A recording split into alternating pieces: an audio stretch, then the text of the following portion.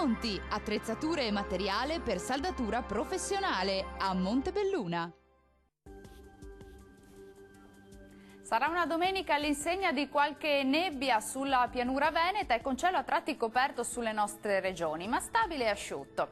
Nel dettaglio sul Veneto una moderata alta pressione continua a interessare la nostra regione. Tempo sempre stabile e soleggiato, salvo nebbie mattutine diffuse sulle pianure. Sole dominante sulle Alpi e sul Veneziano. Temperature massime previste tra 8 e 10 gradi, minime attese tra 0 e 4 gradi circa. Che tempo farà invece sul territorio del Friuli Venezia Giulia? Nubi irregolari sui settori centrali ma senza piogge, più sole altrove, nebbia sul Pordenonese. Temperature massime previste tra 9 e 11 gradi, quelle minime invece saranno attese tra 3 e 5 gradi circa.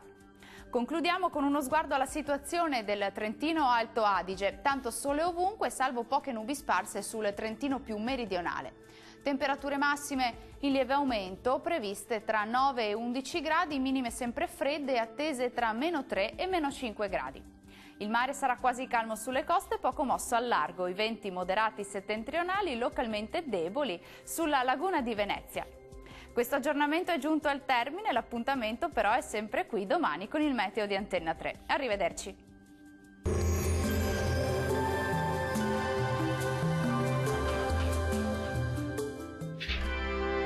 Tremonti, attrezzature e materiale per saldatura professionale a Montebelluna.